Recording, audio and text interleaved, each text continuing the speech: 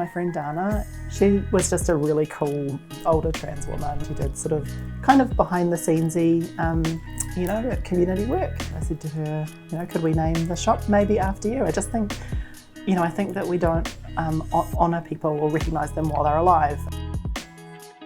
As soon as we moved in, before we'd even opened, the neighbours were popping in like, oh, what's your shop going to be? And yeah, it was awesome. When I heard that Ahi was opening Gender Minorities Aotearoa, and in turn Aunty Dana's op shop to help fund that, I wanted to be part of that because all the money that is raised here is going to Gender Minorities Aotearoa, which do an amazing job helping the transgendered community, and not just locally but across New Zealand as well. A lot of people come in and they have a story about someone they know who's trans, or or they have some questions or things like that. So it's very engaging.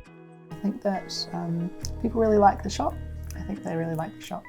The vibe in Aunty Dana's, I would say, is really relaxed. The clothing's not separated into gendered sections, so there's not a males or female section. Like, clothing is just clothing. It has a huge variety and it's all really affordable, from funky to smart to casual. Even this top, for example, this lovely top I'm wearing. So Gender Minorities Aotearoa is like a national transgender organisation. Trans people have 9 times the rate of high psychological distress that non-trans people have. In New Zealand, there are lots of areas where it's quite difficult for trans people to access things like, identity documents, or navigating the healthcare system is quite difficult. We do a lot of one-on-one support with people, and then we also try to support the ministries and the government and things like that to change the systems so that it works better. Being a volunteer for Aunty Dana's allows me access to that. Not only am I giving back to my community, but also from a social aspect, I also feel like I'm not as isolated, so it's really good for my mental health.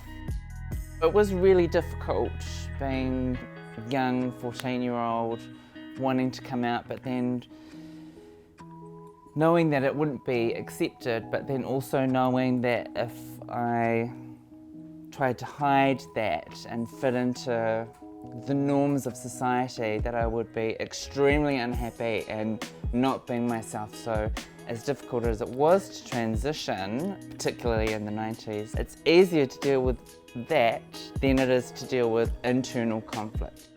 I feel like the next generation will absolutely have a lot more options and acceptance when it comes to them personally transitioning. I suppose the thing that would make it much easier for us to be able to do our work is funding. Yeah, and that's probably the biggest thing that we need, and that's so that we can have more staff, or we can, have people getting paid to do the hours they're doing, so it's more stable. I mean, you can come in and buy things at Aunty Dana's. That's like fun and really helpful. Yeah, Aunty Dana's raises a really significant proportion of our funding, and so it makes a really big difference, people just coming in and shopping here.